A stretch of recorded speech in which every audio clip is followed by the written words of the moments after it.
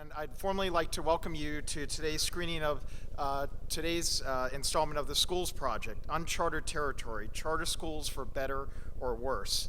WTTW is part of an initiative called American Graduate, Let's Make It Happen.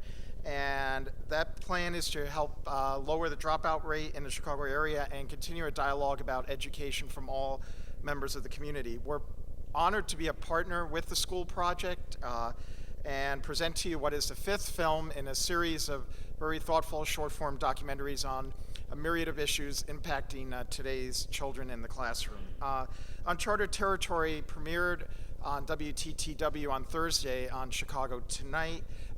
If you will see it in a few minutes, but if you want to tell your friends where to watch it, go to WTTW.com/Chicago Tonight, and you'll be able to access a clip at any time at your convenience. We're going to have an opportunity to engage after the film with a very good panel, but we also need to hear from you. You're a big part of the conversation, and we're going to be trying to take as many questions as possible from you in the audience. But if you're not in the audience, you may be watching at home, because we're also airing live on CAN TV on cable channel 27 or on a live stream on cantv.org. So I know a lot of you can't get out and be here watching at home, and we want to also hear from you. The School Project's going to be capturing comments via social media, so if you go on Twitter and use the hashtag CharterChat, please submit your thoughts and comments throughout this presentation. So to get us started, it's my pleasure to welcome and tell you a lot more about the School Project, one of the premier producers in the Chicago region. He's done many films for PBS, and he is one of the co-producers of today's production. So please welcome to the stage Bob Hercules.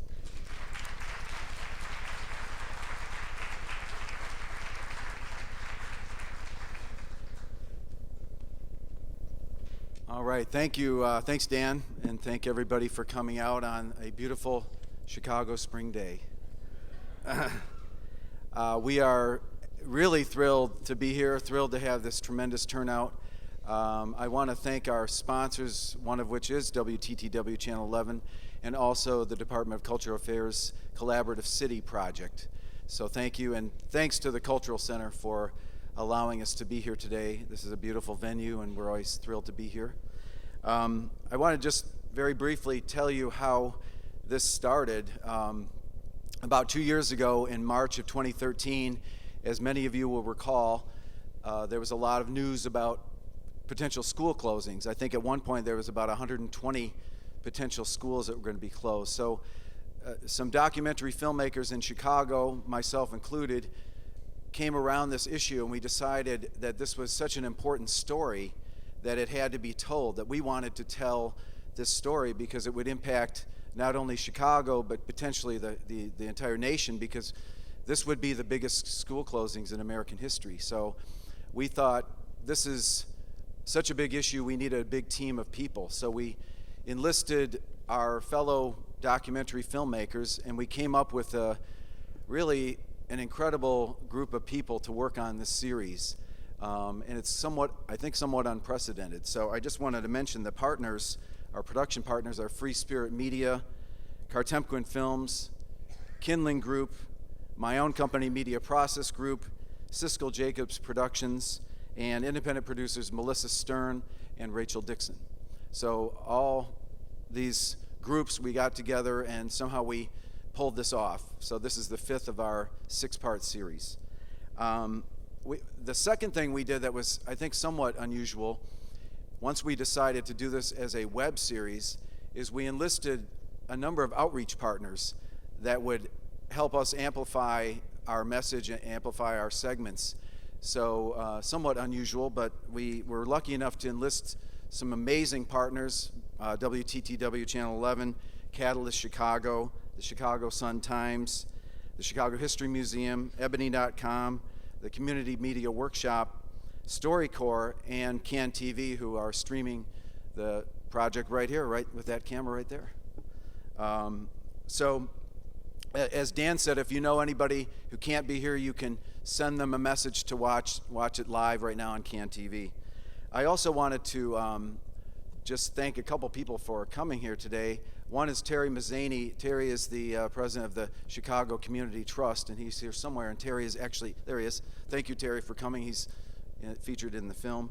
Also, 15th Ward Alderman Raymond Lopez, I believe, is also here. And Mr. Lopez has been a supporter of the project from the beginning, so thank you for coming. Then finally, we couldn't have done this without our funders.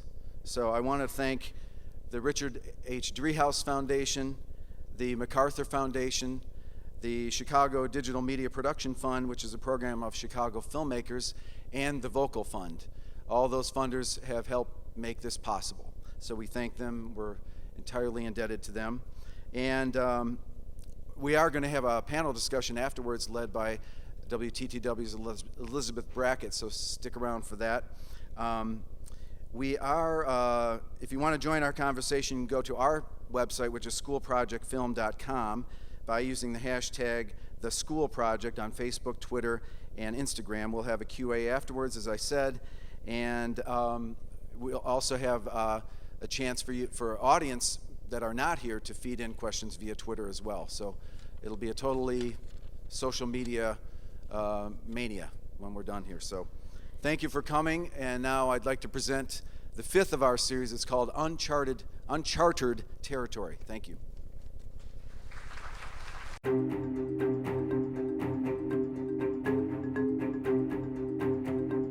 CBS 104! We don't need no charter schools! CBS 104! We don't need no charter schools! It's January 2014. In the wake of the closing of 50 neighborhood schools in Chicago, a group of teachers and parents are protesting the proposed opening of 17 new charter schools.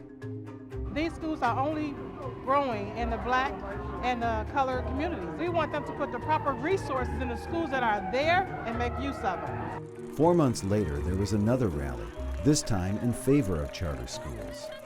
We're here today to show our support, teachers, parents, students. We're all here to show our support for charter schools and to really show everybody that people want charter schools. We want money for charter schools because they do great things for our students. With so much polarization, we wanted to find out exactly what charter schools are and why they have become such a flashpoint in the broader debate about public education.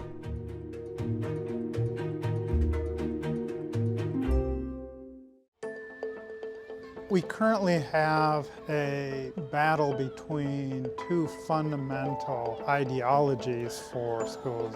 The neighborhood model looks at education as a public good that the community provides for all children.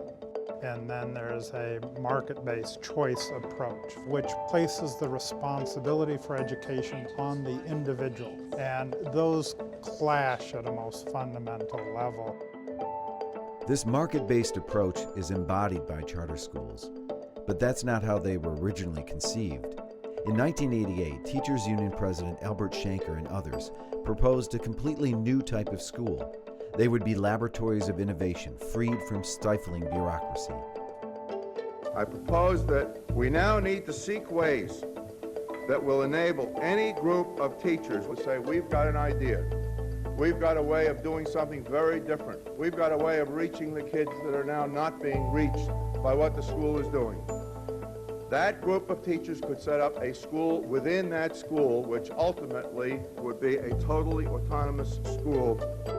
There's no doubt that 20 years ago, one of the intents of the charter movement was to create better schools for students who need them.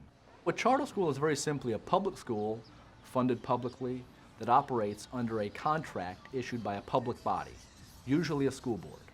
The contract itself specifies a level of achievement the school has to meet in exchange for flexibility and autonomy.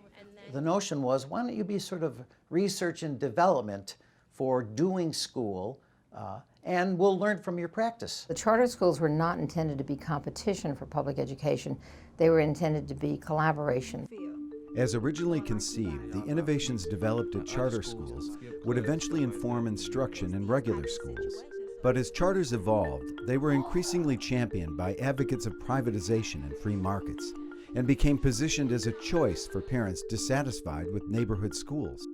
School choice is critically important because it empowers the people who need at most. Parents in communities who have schools that don't work for their families.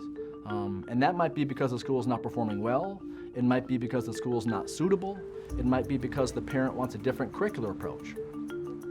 But in reality, it takes a certain level of engagement to exercise the option of choice.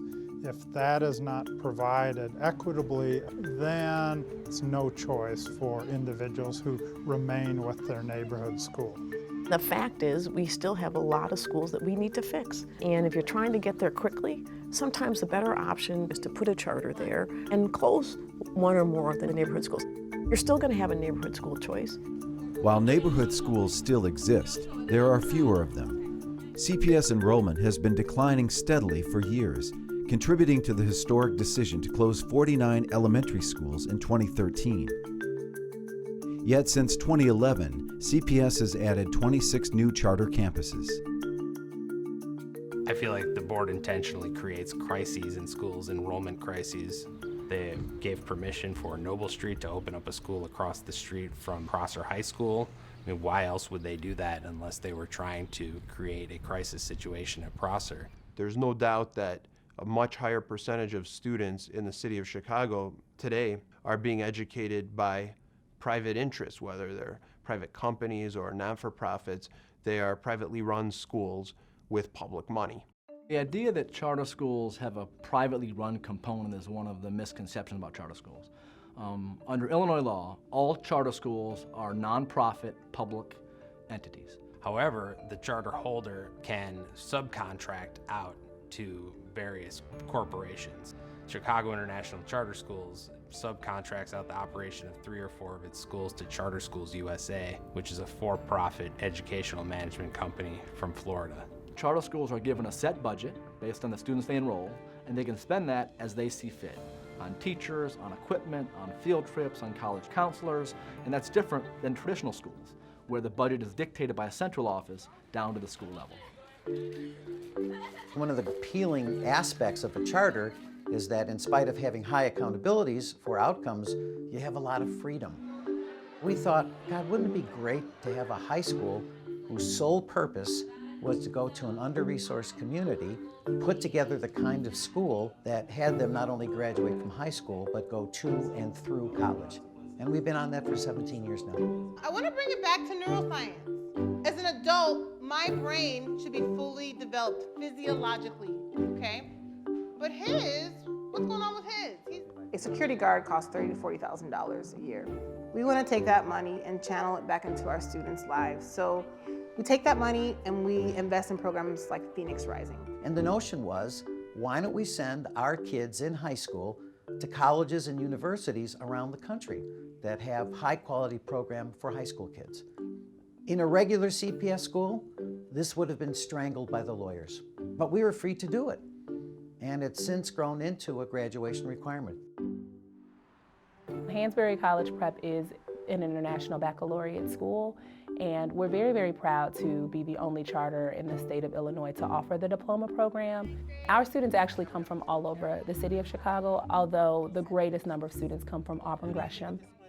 It definitely is a high-need community. Our school is 89% free and reduced lunch. Because of the flexibility that we have, I am able to hire a full-time social worker. We do have special educators to meet the students' needs, and we're able to offer an advisory program that helps them in their social-emotional development as well.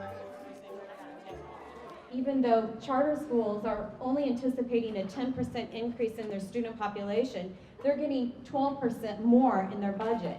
Charter schools have this kind of weird symbiotic relationship with the public sector, in that they get the vast majority of their funding from the public, but they don't have the accountability mechanisms that public schools have to have. The problem stems from the authorizer, the school district, that is approving these charter schools and giving them this money with not too many strings attached. Their budgets are not always publicly accessible.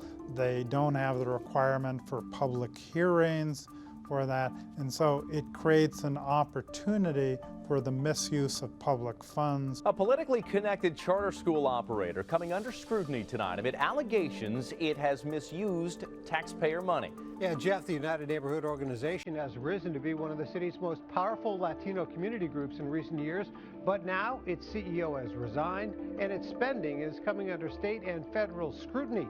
It's one thing to have the freedom to teach the way that you want to teach, and it's another thing to have the freedom to hide how you're spending public money. And I don't think accountability and transparency for the public money that they're getting will keep them from being innovative as educators. We should show our budgets. We should say, this is the amount per student we're spending. This is our success rate. This is a very good and healthy conversation. If there are concerns about influence, the public entity can close the charter school after hearings. So we work together with our school board partners and with the state board to make sure charter schools are publicly run and for the public interest. Certainly there is a trend overall toward taking what was considered to be absolutely public responsibilities, turning them over into private hands. Is that good or bad? I think that depends on how much public officials demand accountability from the schools in terms of performance and in terms of their stewardship of public dollars. I think that we can do a better way of reforming the system, but we need to reform it as a public system and not as a system that's going to have like this private control that then takes education out of the hands of the public.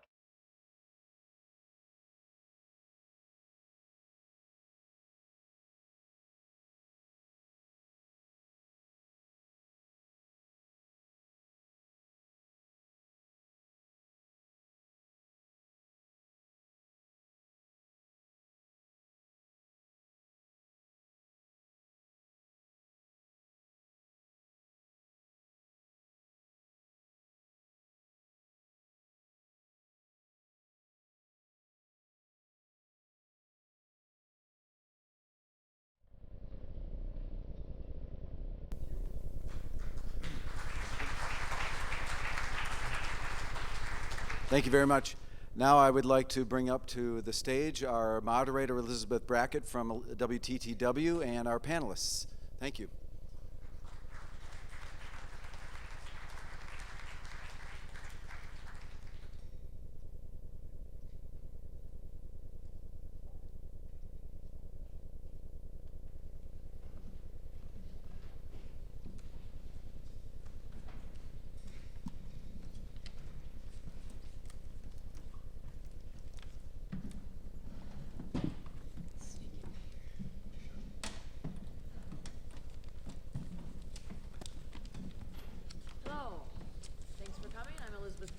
WTTW, and I'm going, mic on.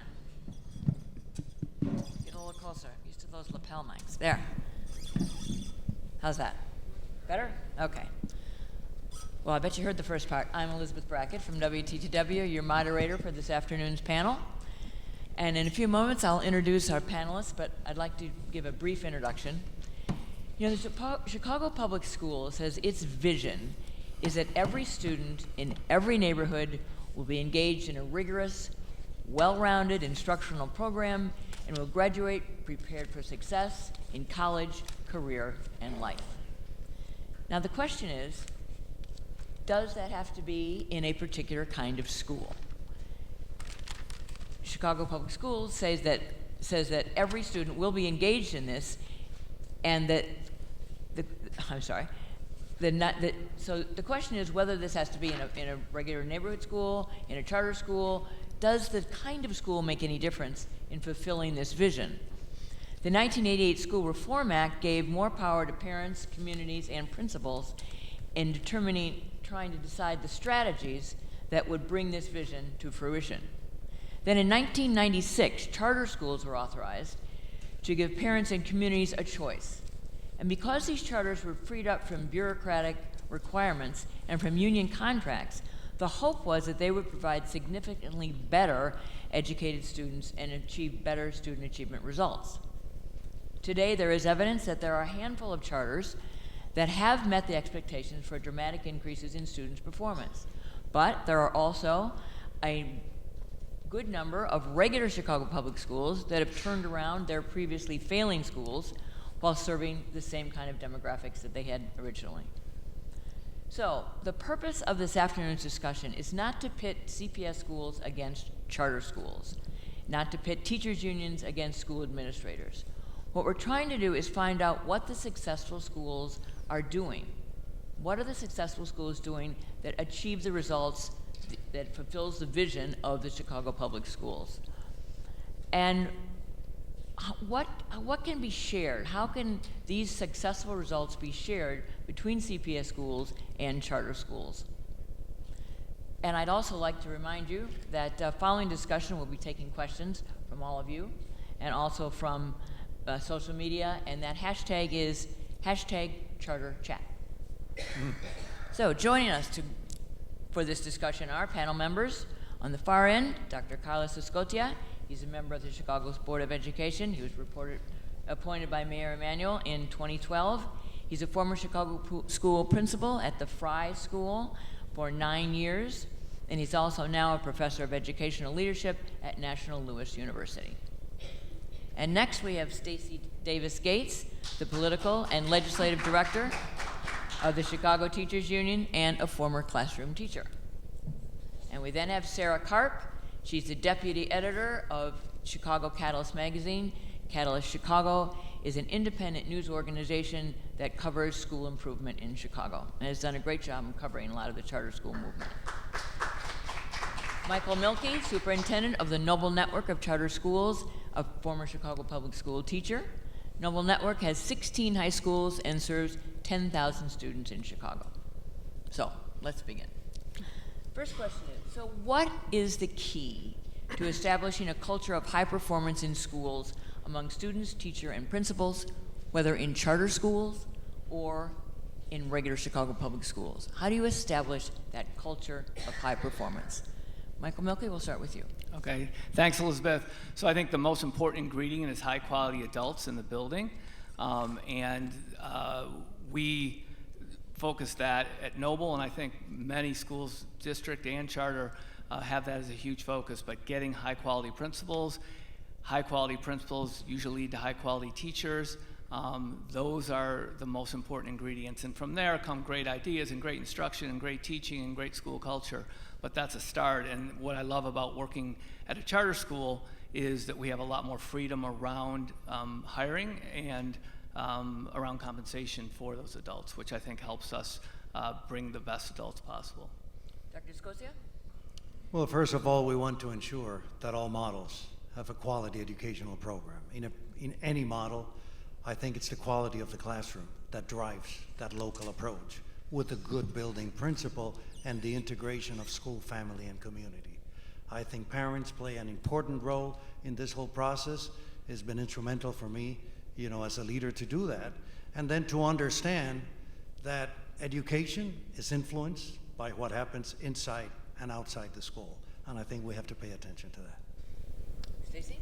Well, I would say they need high quality neighborhoods, quite frankly, that you cannot divorce the achievement of what goes on in that school from what is in that neighborhood. So when you have a city with 1,800 homicides, 10,000 shootings, the absence of mental health care, parents who have low wages, they're underpaid, they work 2 and 3 jobs. These are things that impact the school more so than any other curricular design that we continue to put there or not put there. So the standardization of what works is really what does not work. So I would say if we really want to figure out student achievement, we need to figure out neighborhood and community achievement.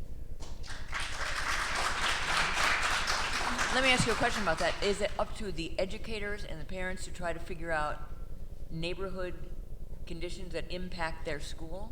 Absolutely. I think that we are all partners in that.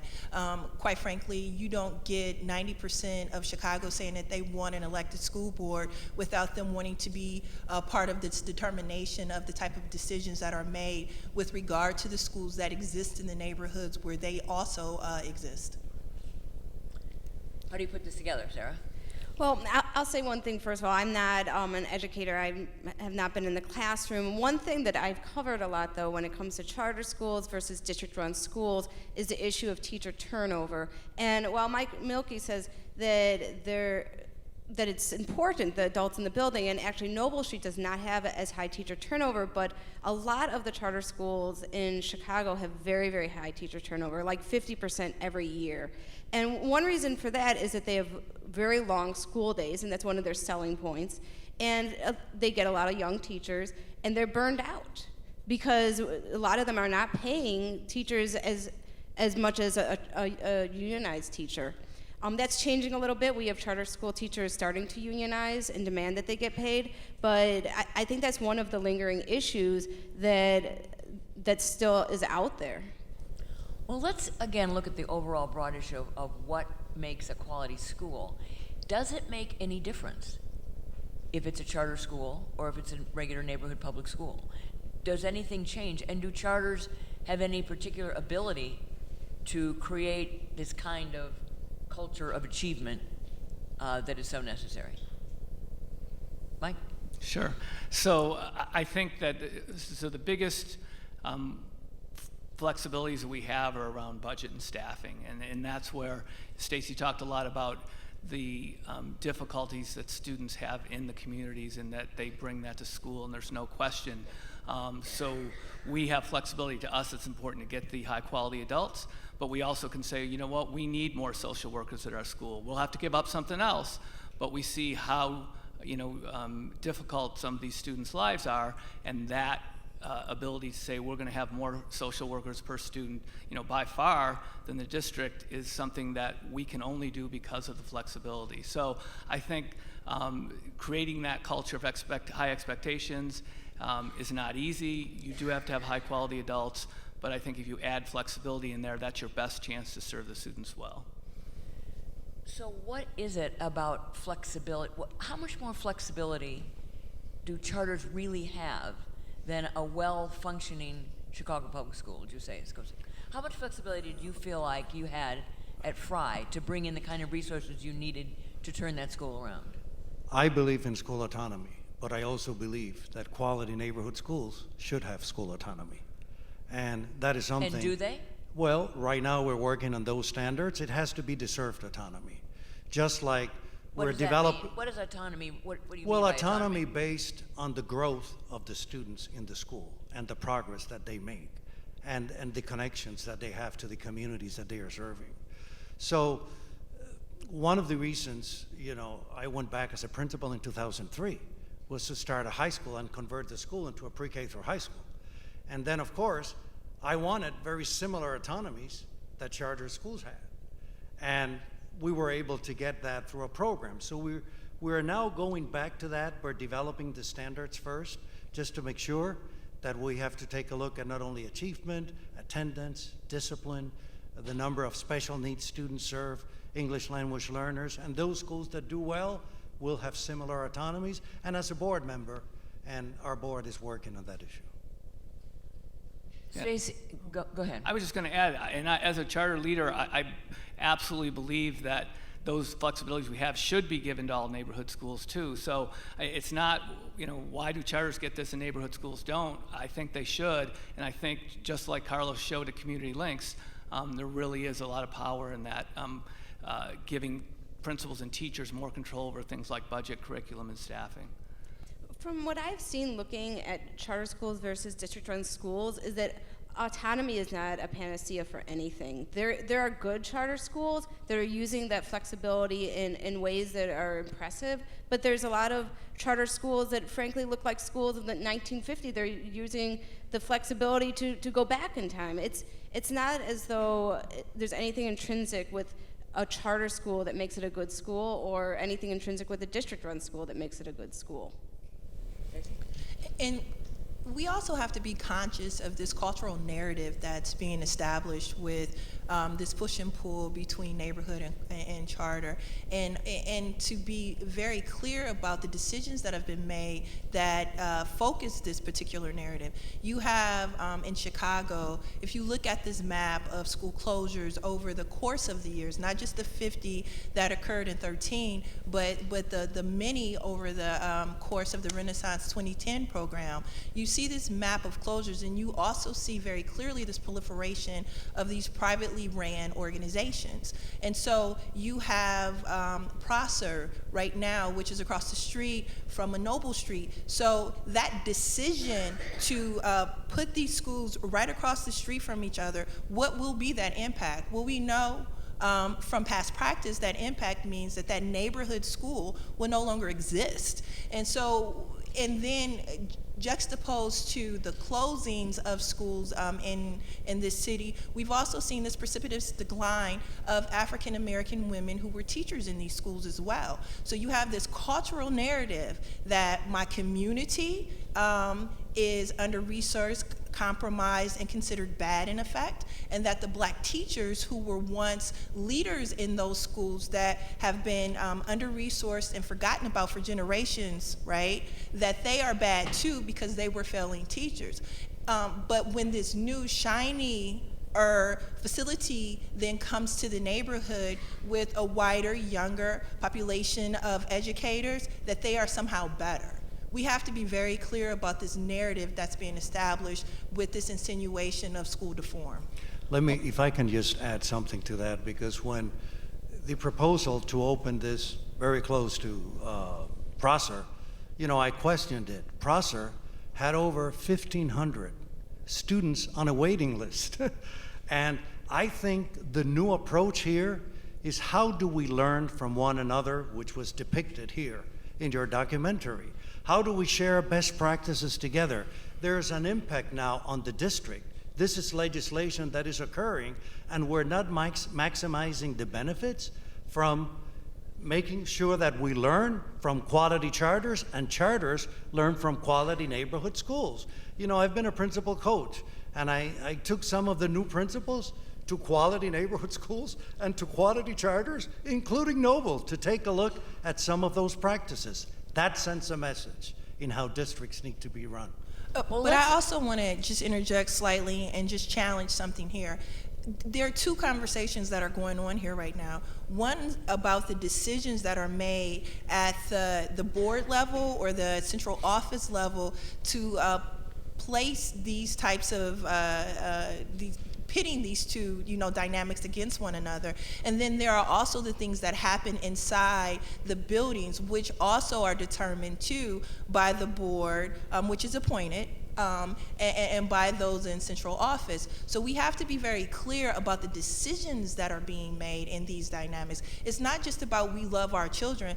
I don't think you're going to get anyone who says that they don't love the children. I don't think you're going to get anyone who says that they're not doing this for the children. We're not talking about intent, we're talking about impact. And the impact has been mixed at best, and terrible if you look at what's going on the south and west sides of the city. Terrible when you think about what's going on with teachers who have put lots of years into their craft, who have, put lots of years into their education. They no longer work in this system anymore. And the turnover rate, as Sarah referenced earlier, is basically mind-blowing when it comes to the charter dynamic right now. So we have to, again, be very conscious about the decision-making skills that have not been put to good use, in my opinion. Well, let's talk a little bit about that. The decision-making process as to, remember initially, as we saw in the documentary, charters were initially brought onto the scene to become a laboratory of experimentation to try and find new and better ways to educate kids. And it was then thought that those methods could be brought over into public schools. They were a laboratory to find a better way to meet this goal of educating all children. And in many ways that has happened, in some ways it has not happened. But let's get to how the Chicago Board of Education makes the decisions as to when a charter will be brought to a neighborhood.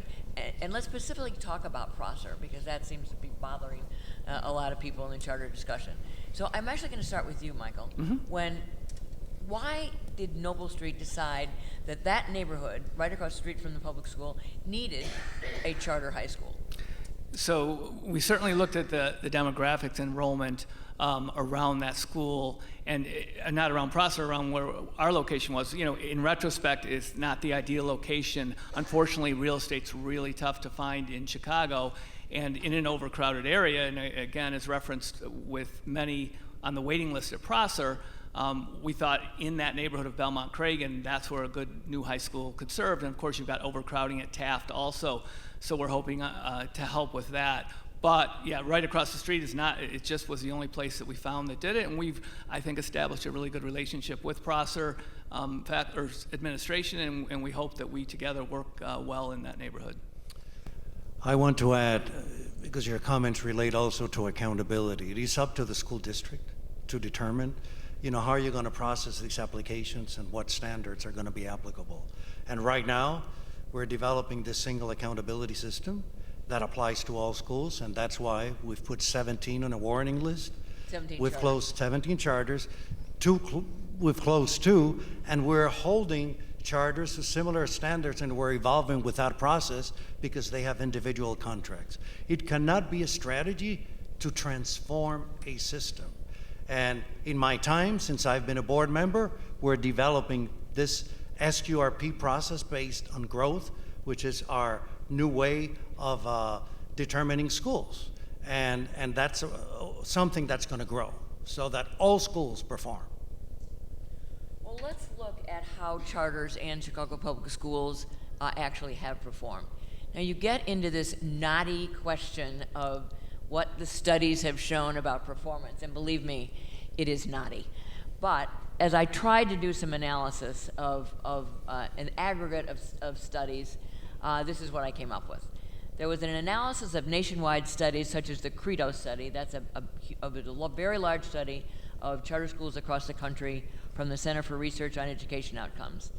And the National Education Policy Center did an analysis of those studies and found that the variation in performance in reading between charter schools and regular public schools is less than 1/100 of 1%.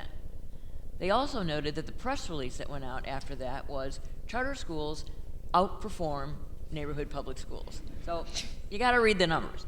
Then the Chicago Sun-Times and the Medill Data Analysis at Northwestern study in 2013 found little evidence in standardized test results that charters are performing better than traditional CPS schools. So the question is, how do you analyze these studies? When you look at them overall, it appears that there are some highly performing charter schools, just as there are some highly performing Chicago public schools. There are some charter schools that are not performing well, as there are certainly Chicago public schools that are not performing well. And it doesn't seem that there is a great deal of difference if you're just looking at test scores in terms of performance. Michael? Yeah, so I wouldn't just look at test scores. And in fact, I think there's so many other things that are important. What we have, for instance, WBEZ just came out with a study that showed that the number of students that stay at charter schools that start in 9th grade and end up graduating in 12th grade is higher than the average and significantly higher than the district schools or the non-selective schools.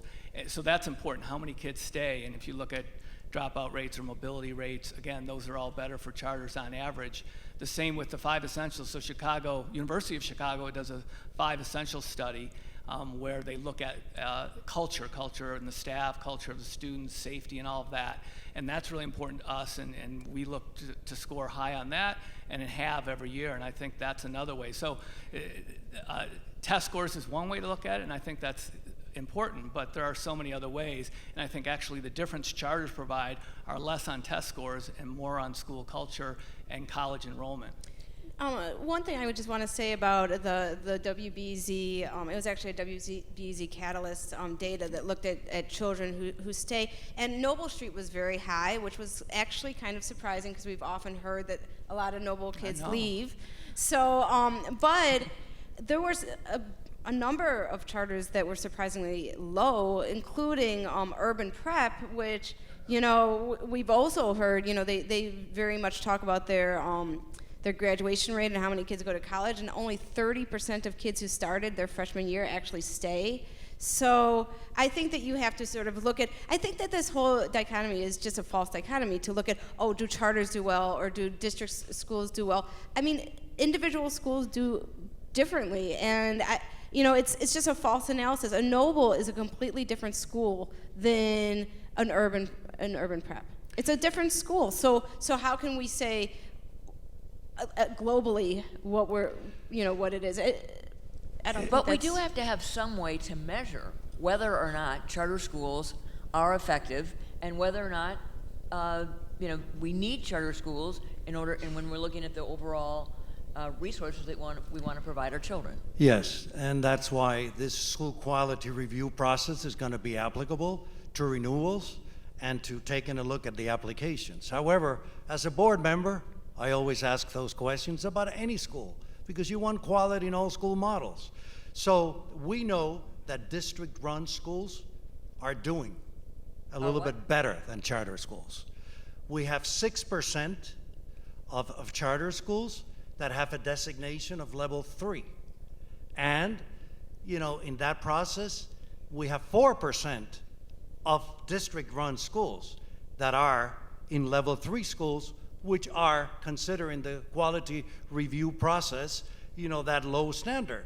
And then on the other side, you have 62% of charters that receive the higher standards, and district-run schools, 68%. However, there are variations, and there are variations in terms of quality. So that's the data that we have currently, and that's why we are revamping the process. You know, I actually don't think that it is necessarily a test score issue. I actually think that it's more an ideology issue. If the school district and the city think that turning over schools to private entities is something that is good for the whole school district, because if it's great for the kids that go to Noble, but sucks for the kids that wind up at Tilden, or sucks for the kids that wind up at Robeson, then is it really a good strategy overall? And I think that we have to look at, I actually just think like this is it's such a weeds questions, and you're just never going to answer it on an average. We have been, I'm sorry. And beyond that, what are the stakes attached to such standards and stakes?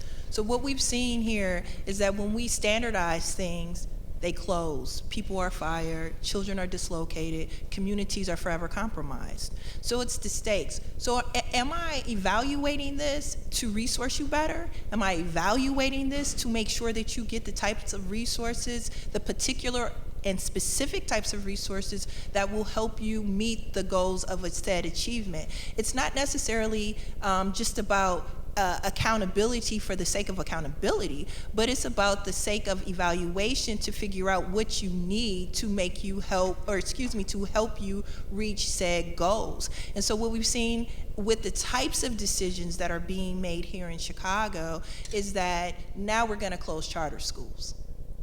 Let's be clear, closing schools do not work. We're clear about what works and what doesn't work. That doesn't work. So now just to make this equal or equitable and take this argument away, we're going to close them too. Nah, closing schools hurt children. But that brings a little more equity. That brings equity and excellence. Because you're taking a look at what has happened. But let me say this. Even in district-run schools, we've had a system of choice. We've had a system of choice with magnet schools, with selective schools, and sometimes there's high mobility in certain areas. I think the part that brings equity here is the school quality review process and a greater support with neighborhood schools. And we have been emphasizing that in terms of a new office that does that we call it OS4, just as the charters have certain supports that will provide them. So we're trying to achieve among the options, that centeredness for equity and excellence in all models. And I would say equity and excellence. Just a second. Go ahead. I'm real short. Just the SQRP that Carlos is talking about, does not just look at test scores. It looks like at attendance rate and college graduation, freshman on track, 5 essential scores. So it is a comprehensive. It is growth, based on growth. And about test score growth, not absolute. But again, equity and excellence begins with investment in curriculum, investment in those who work there, investment in the communities and the families that send their students there, and investment in the types of resources, making sure that kids have a music teacher, a physical education teacher, an art teacher. They begin and they end with investment. And until we get to the point of where we say equity and excellence begins with those things and not in just making sure everyone takes the same test, then we're not going to get there. And I agree with that because community schools represent that. It is the integration of school, family, and community. It's partnerships addressing things that affect learning. There are cognitive and non-cognitive factors for student success, which are not only substantiated on a test score. So I'm all in favor for that. And as a board member, we're going to bring that sense of balance to the degree that we can with limited resources. Let's talk about one thing that has created some concern between charters and Chicago public schools, and that's the discipline programs. So in the study, the Catalyst that you did, it was reported that CPS suspensions were down by 23% last year. It also found that the number of African American males suspended continued to increase. Now, but you can't find, as I understand it, those same statistics for charter schools. And so we don't know how many suspensions there are in charter schools, so it's difficult to analyze what is going on there. Apparently charter schools aren't required to follow the CPS discipline code and report suspensions. Is that an accurate representation, and if so, why not? Well, that's what the Illinois Network of Charter Schools tells us, is that, well, I guess they were saying because suspensions aren't all the same, and so there's different people reporting them differently, which is, you know, I don't know exactly how many definitions of suspension we can come up with, but that is one of the issues. And the thing is that the code of one of the autonomies is the code of conduct. And so the question is if we say all charter schools must follow the code of conduct, all charter schools must lower suspension, does it change those charter schools? And if so, then are we going to just make them into district-run schools? I mean, we have to. I think that's an important autonomy according to lots of charter schools. Michael, I think that's a good question for you. Well, yeah, and I agree it is an important autonomy, and I think you do have to look at the whole picture. So we do report suspensions in WBEZ. Again, I'm using them, maybe Catalyst too.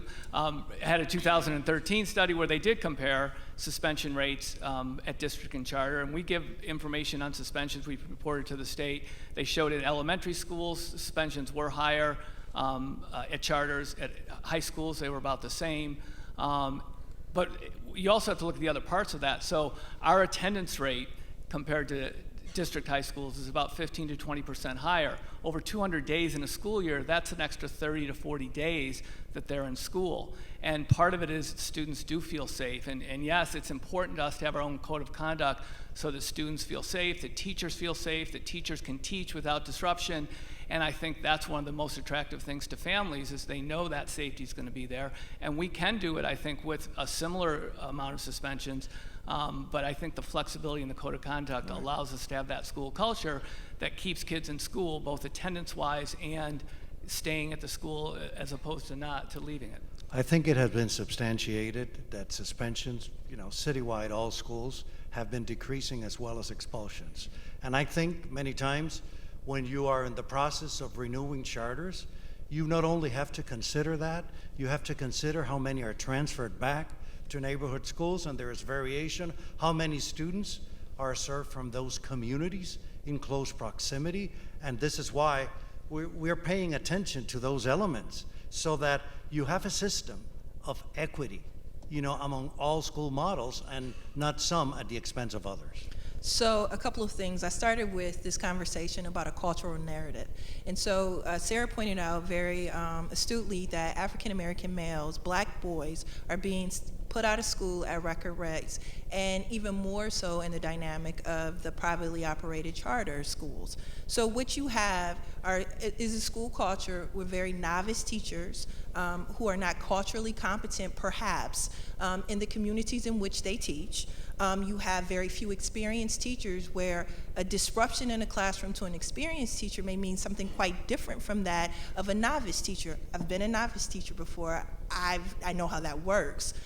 Beyond that, you have this very real dynamic of a school to prison pipeline. So does this autonomy give way to these wraparound services that will help to train the teacher to understand where he or she is working and how to relate better?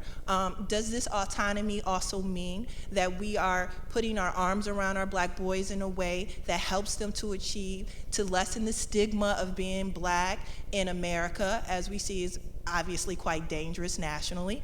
What are we doing with this autonomy that we have, and how are we holding these people with autonomy more accountable? I can say in Springfield that both the Board of Education and the charter school dynamic fought very fiercely against any type of infringement on their ability to suspend boys out of these schools. So when I hear this, it sounds awesome, but realistically, what happens is that the high-powered lobbyists come out, and what they do is stand in the way of this true equity and excellence and discipline.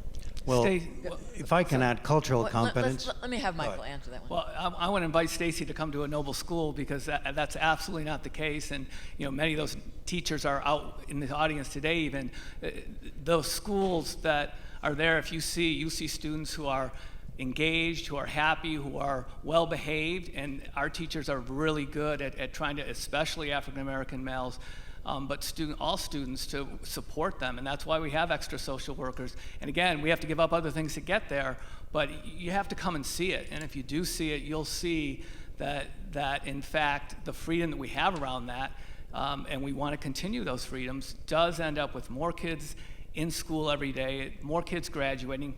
We have African American male college going rate at Noble, and probably also at Urban Prep, who chooses to work with one of the most disadvantaged populations. So it's hard to be critical when people are really trying to serve those students who are most in need.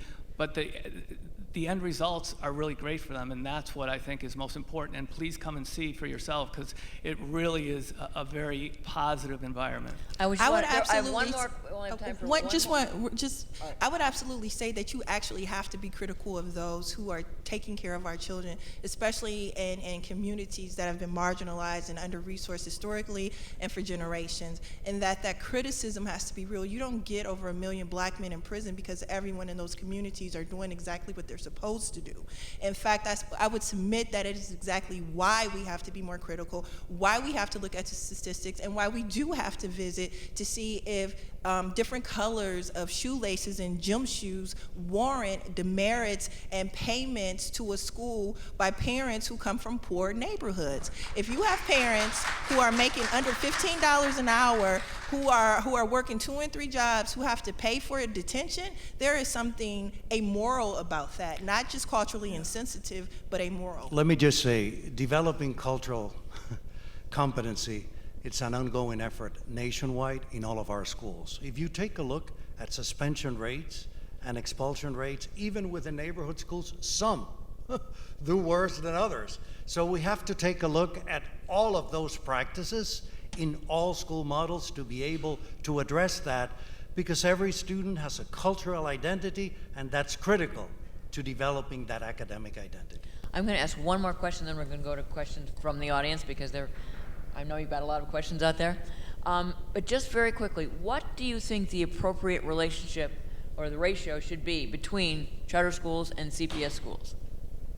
How many charter schools should there be? How many CPS schools should be? What should that appropriate relationship be? Well, currently we have about 131 charter schools. We have 14%? Right, 14%, Higher or lower? What do you think the ultimate relationship might be? Well, right now I can tell you that in 15-16, no charter school will be opened. Now, sometimes you have to take a look at applications. Otherwise, you have a charter school commission that can overpower that, and they can create that.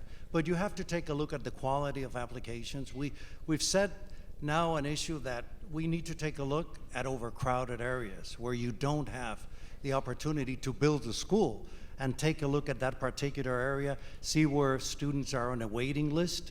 So that's what I can tell you at this point. Is there a number down the road that the board has in mind? I don't think we can come up with a very specific number in terms of that. Ratio? It has to take a look at the quality. It has to take a look at what we have. And we have those numbers right now, which is 14% of our students attend charter schools. We've had demographic changes. We have variations in quality options in charters as well as neighborhood schools. So that's part of the data that needs to be assessed. Stacy, a quick answer to that? Yeah, right.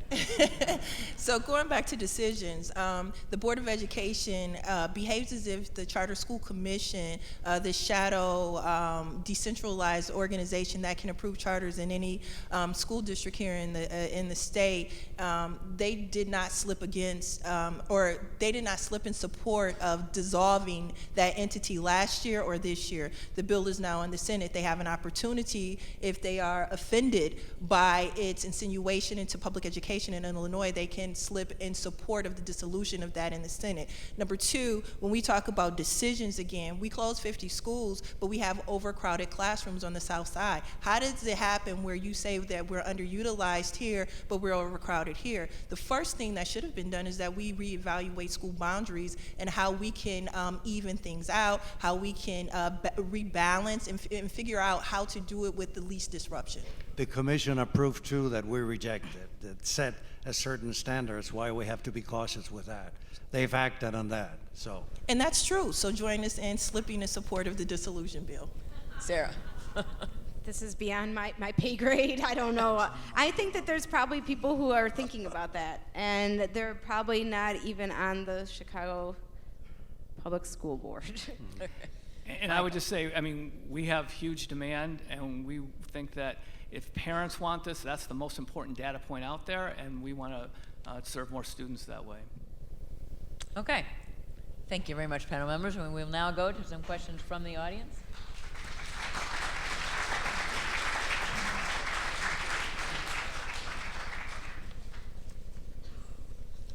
Hello, can you hear me? I'm going to read a couple questions from Twitter throughout this Q&A. So just to start, why aren't charters required to make their budgets public? Seems like this is common sense. What's the holdup? They actually are. They are subject to FOIA as of a couple of years ago, and we can FOIA their budgets. They're not on like a centralized website, but then again, they're not like submitted I don't think that they're like go through the same process as CPS, but in the sense that they you can FOIA them, you can get their budgets, which is a great thing, and it's relatively new. It's going to be a requirement for acceptance as well as renewal, how well those budgets are displayed, the money that's being spent, because they are public monies and they are fiduciaries and they have to be held accountable for that. And that too was something that was dealt with in the General Assembly last spring. So it wasn't done willingly necessarily. It's now is mandated by state law. Michael, where can we find your budget? So it's Sarah has it, among others. Yeah, it is given to CPS and ISB. We always give the budget, and anyone who FOIAs us gets it. It's not kept in any lock safe. So, and we're happy that, I mean, we have no problem what Carlos said, that that's what'll have to be do it. That's fine. We think that that's the proper thing. Go ahead. Jeff Berkowitz, host and producer of the TV show Public Affairs. If I can ask first for the panel, but in particular the spokesman for the Noble Network Schools and with the emphasis on charter schools. You get a question. Jeff. Okay. No, just saying that those are the two I'd like to kind of focus on the answer, and the board member from CPS.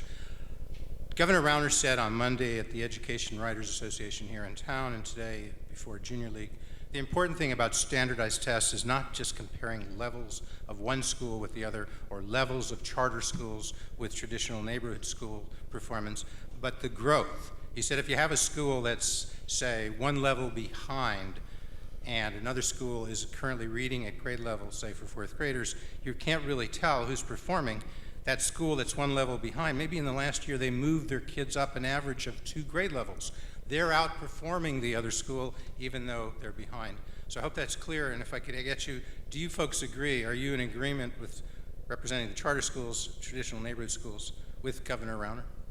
Yes, growth, which is what should be measured, and I believe that's what Carlos will say. Well, our new school quality process is based on growth, and we have seen the progress, of many quality neighborhood schools move up. So we're moving this accountability system from this accountability to a school quality process. And of course, as a principal of a neighborhood school, I support that 100%. And now as a board member, I immediately back that up. So if I asked for the data from the two of you tomorrow morning, I could get a lot of aggregated data addressing just that point, right? Yes, you can. Thank you.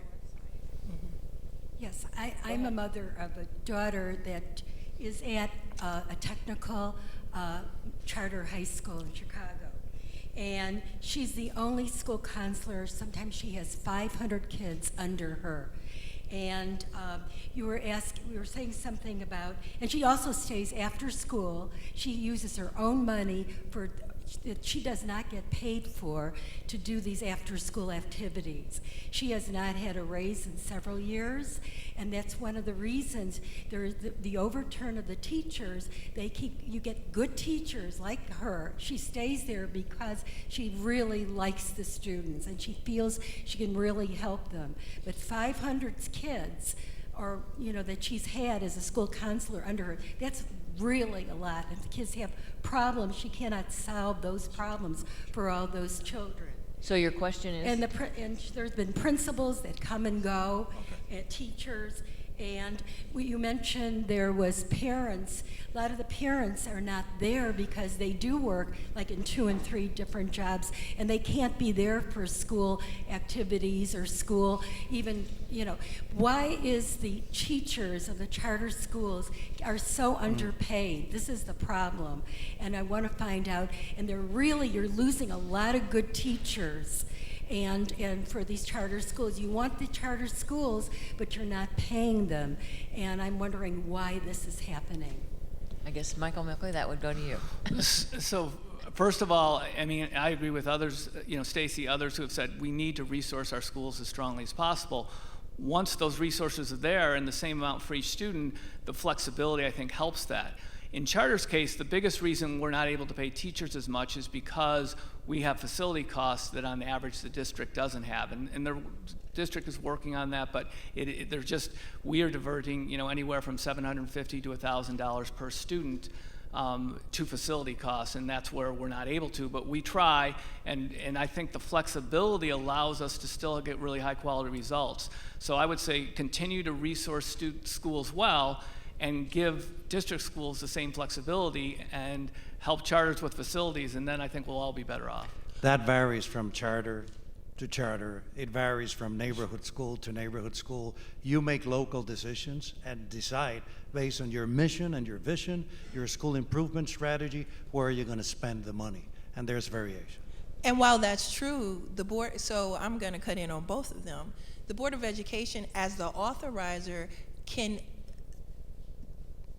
put forth a list of standards that the charter dynamic has to put forth to have their charter renewed. So if in fact we want to protect the classroom and put more money there in the classroom, that also can be a requirement that the Board of Education puts forth to the charter dynamic. And then on top of that, if the management cost of these charter operations are minimized, then maybe you can resource the classroom more. And when I say classroom, I don't divorce that from the teacher. That's part of the application and the renewal process. Some of the charter schools have a philosophy that UNO was one of them. Now, I haven't looked at UNO's turnover rate as recently, but it used to be very high. And one reason for that was that Juan Rangel, who was the executive director, his thought was that you give a teacher a script and the actual human being standing in front of the child is not all that important. He told me that once. He said when I was doing a story about teacher turnover at UNO, he was like, it doesn't even matter. And so there was a philosophy there that now I think the new management might be rethinking that thought. I think so. I think so. Charters also, you also raise a great deal of money from the students as well. I mean, from your families as well, correct? No. or from so sponsors. We certainly raise money from philanthropists, but again, that just doesn't come close to even filling the facility gap. But that helps, and we're appreciative of that. Okay. Over here. Quick point of information and a question. So I'm an occupational therapist in citywide Chicago Public Schools. I've been an occupational therapist since 2001.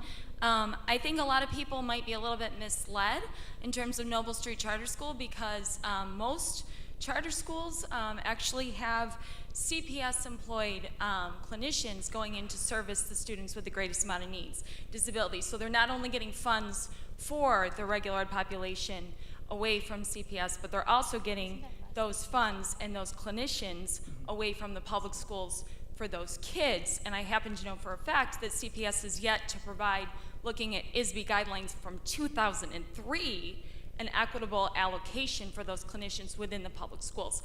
Also a question. I love documentaries. I think that this is a great discussion and a great way to bring the community together. But I don't know how in the world you could start out with that vision, because the idea that CPS would have a vision in terms of equitable quality education is laughable.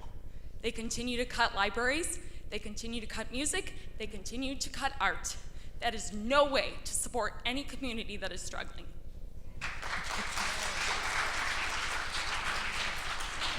This becomes a budget question. We have over $1 billion deficit. You have to make some hard decisions, but I'm in agreement that to bring equity, we need new sources of revenue, and we need to make sure that schools are funded appropriately. But it's also decisions. We have to be very clear that decisions are being made about the revenue that's already there. So there are, the RFP process is open, they're looking through charter applications now.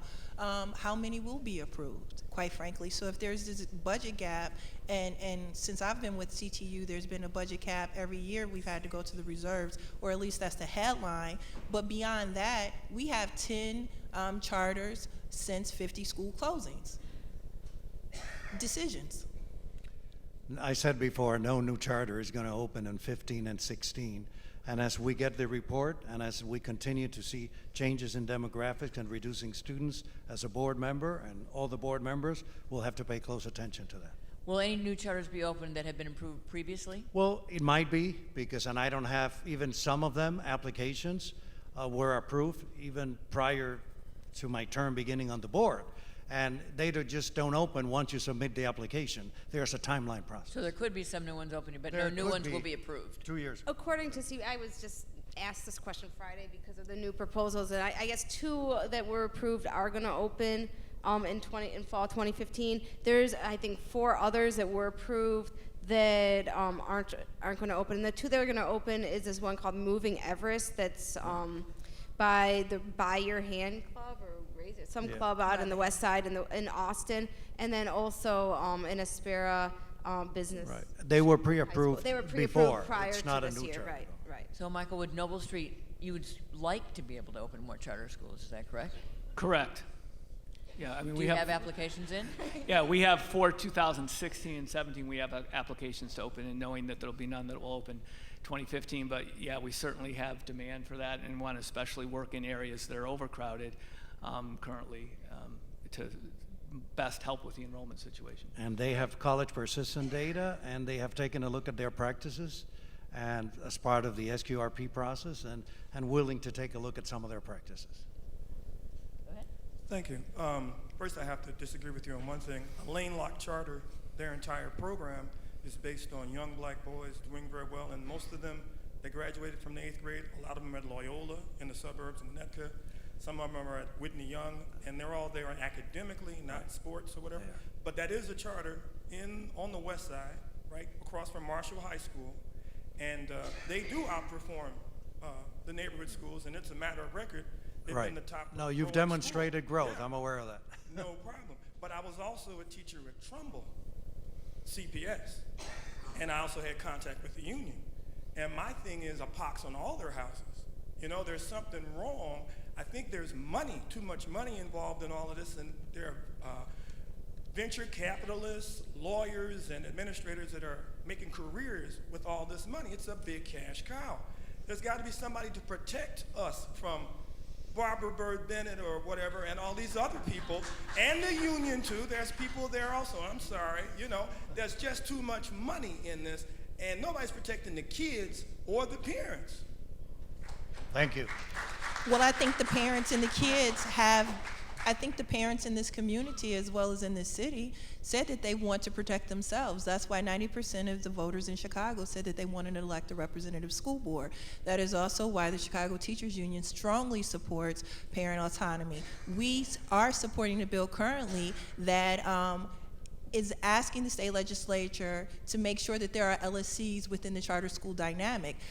Something that the charter school dynamic is fighting against, quite frankly, is that parents should be a participant in the type of education that their students receive, as well as the communities where the schools exist. So absolutely, I believe that parents are the key to that. We know the out-of-school factors determine much of what happens in school.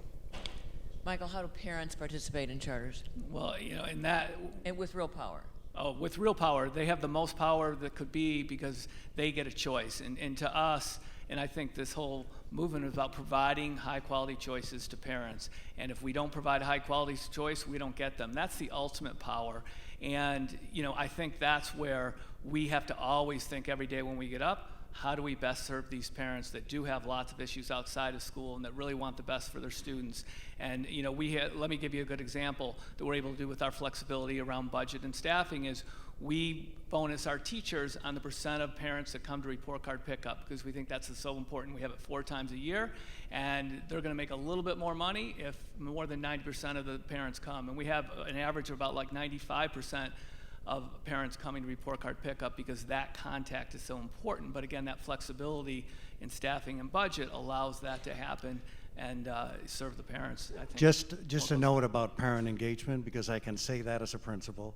You know, the greatest influence of the student is the family, and on the family is the community. We are interdependent for that student's success, and we must find those connecting factors for meaningful parent engagement, especially in learning. Let me go to Laura Wilson and see if there another hashtag charter chat question. Yeah. So one question we had was, why do we have level 3 charter schools in Chicago? Shouldn't their charters be revoked? Well, we said we had 17 on a warning list, and we've closed 2. In developing this accountability system, we're taking a look at when to do that, especially in the renewal process. If you have been at this stage for over 2 years, then the recommendation could be for closure. And one thing to add is Noble took a low-performing charter school and assumed operation of it, and we were able to turn it into a high-performing, so the school didn't have to close. We just had a different operator run it, which is another possibility. Okay, over here.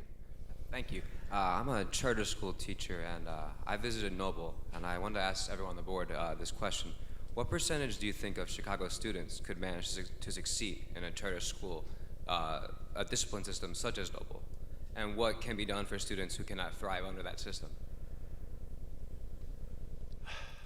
You know, discipline is an ongoing issue because you want to develop, the ultimate goal of discipline is to develop self-discipline in all the students, and you have to take a look at your practices and your results. So we have 14% of our students in charter schools right now. And I think this is an ongoing staff development process, and different schools, just like Noble, are taking a look at their practices because they have to be held accountable. A student comes to your school and you have to develop a sense of belonging until you graduate. And if that is not happening, you must take remedied action. So a couple of things that immediately come to my mind is restorative justice and people in these learning communities being able to provide such a thing in that school community, but also this connection and this autonomy and determination of the community and parents. Again, going back to an elected board, going back to an LSC in these places that are there, they probably won't be leaving, and can provide the consistency and the stability that's sorely needed there. And beyond that, experienced educators who have mastered their craft. Do not let anyone tell you that they have mastered any craft in this world in year 5. It just doesn't happen. It does not happen. You do not go to a resident, you go to the surgeon. You don't go to the fellow, you go to the surgeon.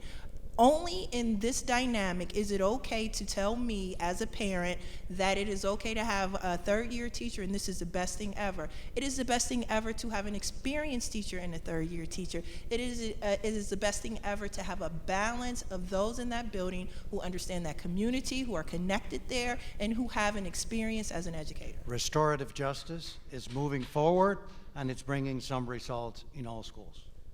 Are charters using restorative justice to what kind of an extent are they using it? Well, it depends how you define restorative justice. I know we don't use that by that term, but we work very proactively to work with students to say, how do you have, as Carlos said, that self-discipline where students are, whether it's through the advisory program where we have a teacher stay with them for 4 years, through the additional social workers, through the structure of the rules, all of that helps teach students discipline, self-discipline, which is ultimately what will keep them most successful as well as safe. And so I think that you could call that restorative justice. What we're really talking about is we want a place that's safe, and we want students to learn how to make good choices, and a lot of it is proactive. And we teach every freshman 7 habits of highly effective teens because that's important to us so that they learn these things, as well as we have strict rules. But I think all together is why both students feel safe and more students stay with us and graduate with us because they do feel safe and they have developed those self-discipline habits. Okay. Hi, my name's Kenneth Newman. Mr. Wilkie, I get emails requesting to become a teacher at Noble, and I have an Illinois substitute teaching certificate, and your website is so difficult to navigate, to fill out, to teach, that I've given up on it, and I have told other members of your staff this. So please make your website simpler so that people can actually join your. Yeah. I mean, it's ridiculous. It's way too complicated, way too long, and it's not. And simple. Second thing. Yeah, those are noble teachers who are agreeing with you there. And also to our board and our union rep. So why does CPS and the union conspire to deny those who have an Illinois substitute teaching certificate from subbing in CPS every day when there are at least 50 classrooms that go without teachers? At least, maybe it's 100 classrooms a day all over CPS do not have a teacher in them, and kids have to be split up into different classrooms. Why don't you give a quick answer to that, and then I think we need to get Right. If I'm not mistaken, the union has filed a class action grievance on that exact same thing, because not just you not being able to get the work, our teachers are overburdened because they're being requested and sometimes made to cover the classes that have not been, that have in their free periods, or excuse me, their preparation periods, those aren't free, but their preparation periods, they're being required to cover in a lot of cases. So I would say that there's no conspiracy there. As a board member, I always get homework, and I want to bring your issue, and I'm going to ask questions, and I'm going to follow up with you. I have other stuff for you too. Thank you. Over here. I believe when we were closing schools, the main rationalization was underutilization. So I'm very concerned that with over 12,000 empty seats sitting in charter schools, why we are even considering even allowing the ones that were previously approved to open. And specifically for the gentleman from Noble, I'm a parent from Edgewater, and I'm extremely concerned that you would like to open up a campus in Rogers Park that will pull from Edgewater, Albany Park, West Ridge, as proposed on the CPS website. We do not have an overcrowded situation going on in Edgewater. We have a very concentrated effort to support our neighborhood schools of Sullivan, Senn, Amundsen, and Lakeview, and we don't want the school there. So if you're trying to put schools in overcrowded areas, why are you trying to put a school in that area? So first question, the 12,000 empty seats is really a misnomer. A lot of the schools, in fact, Noble has several schools that have many empty seats because we're just starting up and we start with the 9th grade, and so we'll only have a quarter of our school filled, but those show up as empty seats. But that said, we're hoping to open new schools in 2016. We're looking all over the city as to where that would be the best spots, and we're looking in the north side as well as other sides, northwest, southwest, and possibly other places, but we're just still in that kind of searching phase. I'm sorry, you didn't really answer my question though, because you just stated that you are only trying to open campuses in overcrowded areas. So can you, Well, Is yeah. that proposal on the website Yeah. not accurate that says we've already had meetings in Rogers Park with Alderman Moore? Is that not accurate? No, we have listed that as one of the communities, and remember, the north side is really big, and certainly there are areas where we could help alleviate overcrowding, and of course, it's most overcrowded at Taft, but we'll work with CPS, and we're really early in the process still. So I think what she's doing is critical to this dynamic. You have a parent who's saying no, and We you have have a lots who are process, saying yes. and you have a process that continues. So this determination of the community and the parents is the priority in this discussion. So if it isn't a necessary tool, why is it being offered at the same time where a school board member here is saying we can't afford just the basic necessities of our students to begin with? Again, the young lady said here, 200 schools without libraries. We have a deficit, and with empty seats, you don't get funding. And certainly we need the money. But the solution is the fact that even in charters, just as well as other schools, people gravitate to what they consider to be their choice options. And some of them, have they are fully enrolled, and others are not. So there's variation in that. So we'll have to take a look when we receive applications, our priorities, where it's needed, and our revenue. Why has the decision been made not to approve any new charters for 2016? Well, they haven't been in the pipeline. I think the ones that have opened are the ones that have been pre-approved in the past. And, we've had a lot of issues going on with budgeting, and we have to make sure, and we've had a decrease in demographics. When I started teaching in this school district, 1975, only yesterday was my first year teaching as a college graduate. We had 580,000 students. Now, just from 2012 to 2014, we have lost from 404,000 and we're down to 396. All of those are variables that we need to consider. So I guess I'm asking, is it a philosophical decision? Is it a was 'cause there budgetary was a decision? mayoral Is election it on this numbers? year. It's part of the variables we have to examine as a board. I mean, it's not even. I'm not even making a joke. I mean, the reason why they didn't go through the process this year is that usually the process would be in winter, and in the winter is when, there was a mayoral election going on. They weren't gonna have that noisy process happening at that moment. Good answer. Go ahead. Thank you. My name is John McLeese. As a parent of two children who were fortunate enough to go to some selective schools, Skinner and Whitney, Young, got an excellent education. It seems to me the elephant in the middle of the room here is the terrible quality of education historically and even to the present day in the majority of the Chicago public schools. And I suppose that the fact that the move to charters is a desperate move to improve, among other efforts you're making, to improve education in this monopoly school system. Recognizing that the biggest problem, of course, is the lack of resources, which none of us here are going to solve. I have a big concern about the role of the Chicago Teachers Union in preventing the evaluation of teachers to support the best teachers and to ease out the worst teachers. And my impressions of that have been confirmed by comments of leaders of the Urban Education Institute at the University of Chicago, and of course is not unique to Chicago. My questions would be for the representative of Catalyst, whether she has, in her reviews of all these issues, what her evaluation would be of the role of the Chicago Teachers Union, as I see it, in opposing every single proposal to have a meaningful evaluation process, and having become basically a defender of the poorer teachers, and to the representative of the Chicago Teachers Union as to whether by talking about experience is the big thing, about social factors, but not talking about serious evaluation of teachers, you're contributing this problem. Unfortunately, as an admirer of teachers and a supporter of teachers unions, I don't really expect to get a straight answer to that question. Well,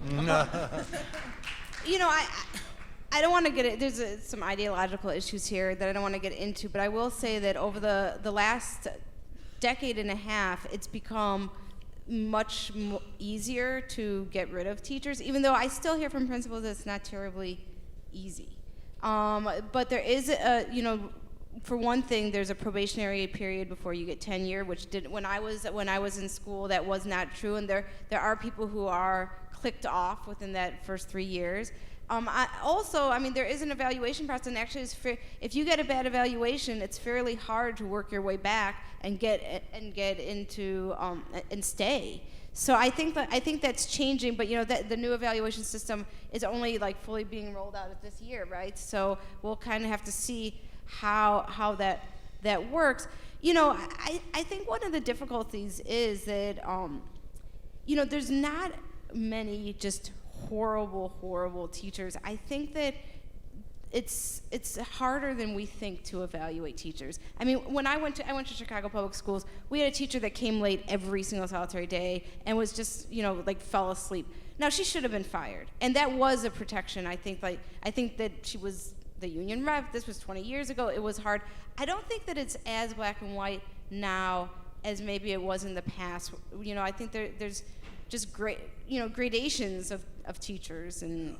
Go ahead. I know you didn't ask me. I did. But you said Sarah, I'm Stacy. No, I said the representative of the I thought he said the representative of the teachers union. I'm sorry, I don't know. Okay, awesome.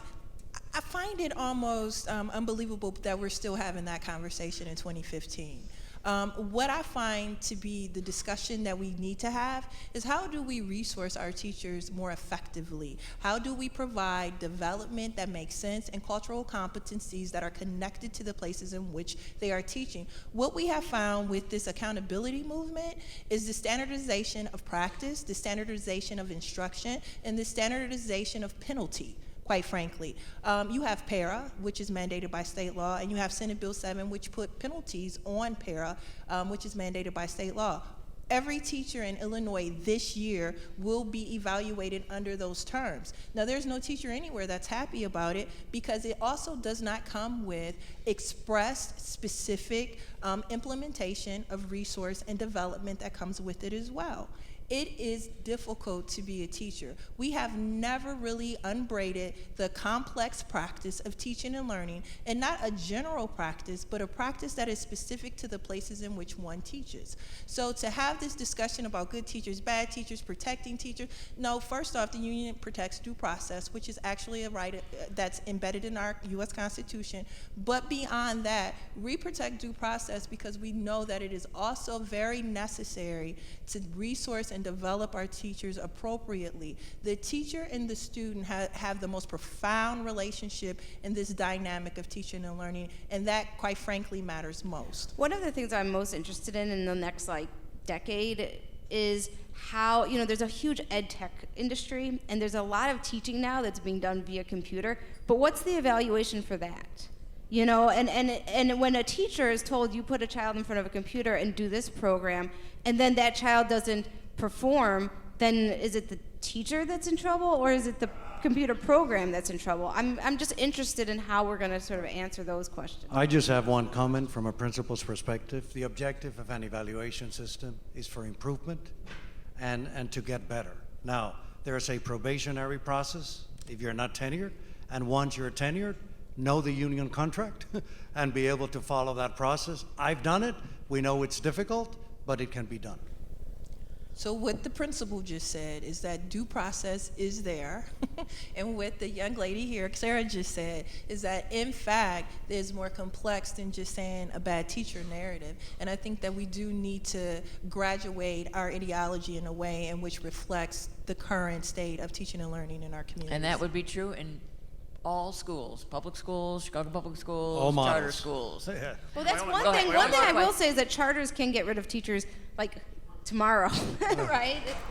My only follow-up question for the representative teachers unions would be: you have in the proposal on the table proposals for evaluation of teachers other than simply due process? That would be my follow-up.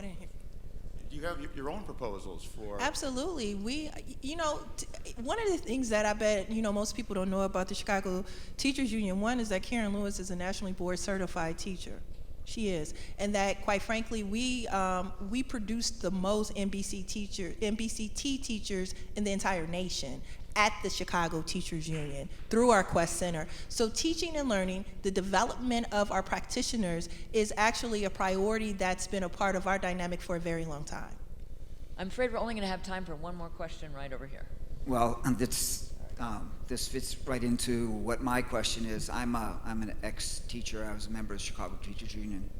And I am pro-union when the union can help an organization succeed. So I would like you to elaborate a little bit further on what the Chicago Teachers Union is doing to, I like competition, so I think what I've heard tonight is actually a good thing, competition between the district schools and the charter schools. So I'd like to know a little bit more about what Chicago Teachers Union is doing to beat the charter schools. So competition is what crashed our market. The unchecked accountability of our financial markets and the competitive nature is what crashed it. Teaching and learning is not a competitive enterprise. It is a collaborative enterprise. It is an enterprise that involves relationships and sharing. And when you are competing, I'm not sharing best practices with you. So I would say that one of the things, and many of the things that we do, is promote development in that way, shared development, making sure that our teachers know about the other experienced teachers in the building, but also giving them the tools in which to produce better results in their classrooms and understanding what the growth model actually means. So those are some of the things that we help do with our teachers. And as I repeated before, again, nationally board certified teachers, Chicago Teachers Union produces the vast majority of them nationally. I think Michael, working on quality teachers with the Chicago Teacher Union is something we have to continue to promote. There's another concept, and I'm using a term that some people don't like, but the success of a school is based on relational accountability, which is not just getting along, it's relationships, but taking it a step further. Michael, do you consider yourselves in competition with Chicago neighborhood schools, or do you consider yourself a resource? So what we consider ourselves, so I'm all for competition in the right way, and at Noble, we compete against each other, and we also cooperate with each other, and I think cooperation and competition, cooperation can work really well together. And what we really want to do is compete to make sure that we're serving the students the best, and that's not anything more than how can we say we're providing the best education for the students. And it's not district so much versus charter, but is this flexibility something that parents want or not? And again, I think parents have definitely said that, at least in many cases, and probably a lot more in the future, that yes, they do want schools that have more flexibility and more power at the teacher and principal level, and partially more structure around safety and so forth. That's what ultimately we're competing for, is how do we get the most kids into college, and how do we get the most students graduating from high school and feeling safe. All right, and on that, we will have to wrap it up. I think we've all learned a great deal today, and we've learned a new word, cooperation, anyway.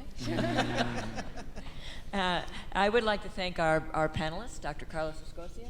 Thank you. Thank you. Thank you. Stacey Gates Davis, Sarah Karp, and Michael Milford. And we'd also like to thank the school project supporters again, the Richard Driehaus Foundation, Chicago Filmmakers, the MacArthur Foundation, and the Vocal Fund, and also filmmakers Bob Hercules and Melissa Stern. Thanks to all of you for coming. You've been a great audience. You've participated. And if you'd like to keep on talking, you can go to, again, schoolprojectfilm.com, watch the films, or #CharterChat. Thank you all very much.